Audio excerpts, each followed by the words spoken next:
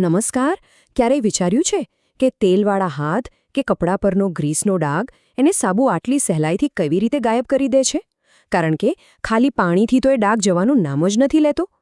તો ચાલો આજે આપણે સાબુની આ સફાઈ પાછળ છુપાયેલા વિજ્ઞાનના જાદુને સમજીએ. જોઈએ કે આ નાનકડો સાબુ જિદ્દીમાં જિદ્દી ગંદકીને કેવી રીતે હરાવી દે છે. અને હા, આજની આ ખાસ સમજૂતી અમે સમર્પિત કરીએ છીએ સાધના વિદ્યાલય મોરદેવીના હોનહાર વિદ્યાર્થીઓને અને તેમના ઉત્સાહી વિજ્ઞાન શિક્ષક શ્રી વિશાલ એ ચાવડાને. અમને આશા છે કે આનાથી વિજ્ઞાનને સમજવામાં તમને બહુ જ મદદ મળશે. તો આજે આપણે ક્યાંથી શરૂ કરીશું?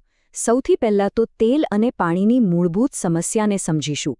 પછી આપણી કહાનીના હીરો એટલે કે સાબુના અણુની અનોખી બનાવટ પર નજર કરીશું.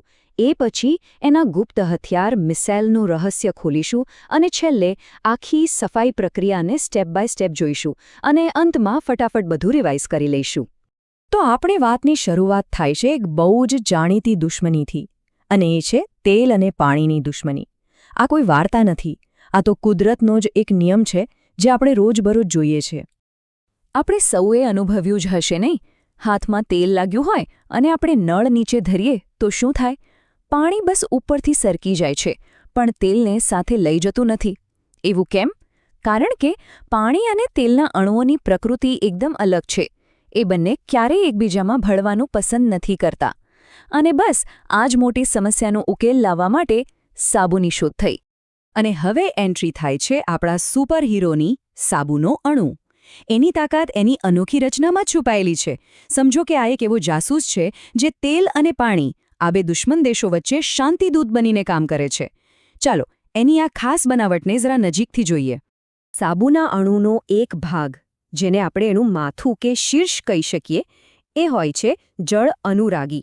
હવે આ જળ અનુરાગી એટલે શું? એટલે કે પાણીને પ્રેમ કરનાર, એને પાણી બહુ ગમે. આ ભાગની બનાવટ એવી હોય છે કે પાણીના અણુઓ તરફ ચુંબકની જેમ ખેંચાય છે અને હંમેશા પાણી સાથે જ રહેવા માંગે છે.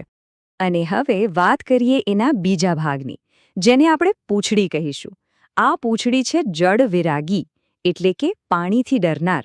એને પાણી બિલકુલ પસંદ નથી. એ હંમેશા પાણીથી દૂર ભાગવાની કોશિશ કરે છે.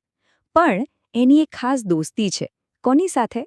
તેલ, ગ્રીસ અને દરેક પ્રકારની ચીકાશ સાથે. આ લાંબી હાઇડ્રોકાર્બન શૃંખલા તરત જ તેલના અણુઓને જઈને ચોંટી જાય છે. તો જોયું, સાબુના એક જ અણુમાં બે અલગ અલગ વ્યક્તિત્વો છે. એક છે પાણી પ્રેમી માથું અને બીજું છે તેલ પ્રેમી પૂંછડી. બસ એનો આ બેવડો સ્વભાવ જ એની સફાઈ કરવાની સુપર પાવરનો અસલી રાજ છે. તો જ્યારે સાબુ પાણીમાં ભળે છે ત્યારે એના લાખો કરોડો અણુઓ એકઠા થઈને એક જાદુઈ રચના બનાવે છે. વૈજ્ઞાનિકો આ રચનાને કહે છે મિસેલ. અને સાચું કહું તો આ મિસેલ જ ગંદકીને પકડવા અને ધોઈ નાખવા માટેનું સાચું અને ગુપ્ત હથિયાર છે. સારું, ચાલો આને એકદમ સરળ રીતે સમજીએ. ધારો કે શર્ટ પર તેલનો ડાઘ પડ્યો છે. આપણે એને પાણીમાં બોળ્યો અને સાબુ લગાવ્યો. હવે શું થશે? પાણીમાં રહેલા સાબુના હજારો અણુઓ સીધા એ તેલના ડાઘ પર હુમલો કરશે. એમની જે તેલ પ્રેમી પૂંછડીઓ છે એ બધી પાણીથી બચવા માટે દોડીને તેલના ડાઘની અંદર ઘૂસી જશે. અને જે પાણી પ્રેમી માથા છે એ બધા બહારની તરફ રહીને એક ગોળાકાર કવચ જેવું બનાવી દેશે. બસ આ જે અદ્ભુત ગોળાકાર રચના બની, જેના કેન્દ્રમાં તેલનો ડાઘ કેદ છે અને બહારની બાજુ સાબુના અણુઓના માથા છે, એને જ કહેવાય છે મિસેલ. ઓકે, તો હવે આપણું આ શક્તિશાળી હથિયાર એટલે કે મિસાઇલ તૈયાર છે. એણે ગંદકીને પકડી તો લીધી, પણ હવે એ એને કપડા પરથી ઉખાડશે કેવી રીતે? ચાલો હવે સફાઈનો અંતિમ તબક્કો જોઈએ. તો સૌથી પહેલું કામ પૂરું થયું. મિસેલે એક પાંજરાની જેમ તેલના ડાઘને ચારે બાજુથી ઘેરીને પોતાની અંદર કેદ કરી લીધો છે. હવે આ ડાઘ કપડાની સપાટી પરથી છૂટો પડવા માટે એકદમ તૈયાર છે. હવે અસલી કામ પાણી કરે છે. યાદ છે ને, મિસેલની જે બહારની સપાટી છે એ તો પાણી પ્રેમી માથાઓથી બનેલી છે. એટલે આજુબાજુનું બધું પાણી એ માથાઓને પોતાની તરફ જોરથી ખેંચે છે.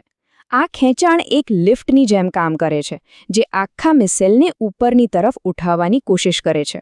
અને બસ પાણીના ખેંચાણને કારણે આખે આખું મિસેલ એની અંદર કેદ થયેલા તેલના ડાઘ સાથે કપડાની સપાટી પરથી ઉખડી જાય છે અને પાણીમાં તરવા લાગે છે. પછી જ્યારે આપણે પાણીથી કપડું ધોઈએ છીએ ત્યારે આવા લાખો કરોડો મિસેલ ગંદકી સાથે પાણીમાં વહી જાય છે અને આપણને શું મળે છે? એકદમ સાફ ડાઘ વગરનું કપડું. ચાલો તો આપણે આજે આખું વિજ્ઞાન સમજ્યા એને ફટાફટ એકવાર ફરીથી યાદ કરી લઈએ. તો આખી વાતનો સાર એટલો જ છે કે સાબુની સફાઈ કોઈ જાદુ નથી, એ તો રસાયણ વિજ્ઞાનનો એક ખૂબ જ સુંદર સિદ્ધાંત છે. સાબુનો અણુ પોતાના બેવડા સ્વભાવને કારણે તેલ અને પાણી જેવા દુશ્મનો વચ્ચે દોસ્તી કરાવે છે, એક પુલ બનાવે છે અને પછી મિસેલ જેવી રચના બનાવીને ગંદકીને જડમૂળથી ઉખાડી ફેંકે છે. પણ જતા પહેલાં એક સવાલ મનમાં થાય છે. આપણે કપડાં ધોવા માટે જે ડિટર્જન્ટ પાવડર કે વાસણ માંજવા માટે જે લિક્વિડ વાપરીએ છીએ, શું એ બધા પણ બરાબર આ જ રીતે કામ કરે છે કે પછી એમની પદ્ધતિ કંઈક અલગ છે? આના વિશે જરા વિચારજો. જો તમને સાબુ પાછળના આ વિજ્ઞાનને સમજવાની મજા આવી હોય તો અમારી મહેનતને પ્રોત્સાહન આપવા માટે આ સમજૂતીને લાઇક જરૂર કરજો, તમારા મિત્રો સાથે શેર કરજો અને હા, અમારી ચેનલને સબસ્ક્રાઇબ કરવાનું બિલકુલ ના ભૂલતા. આભાર.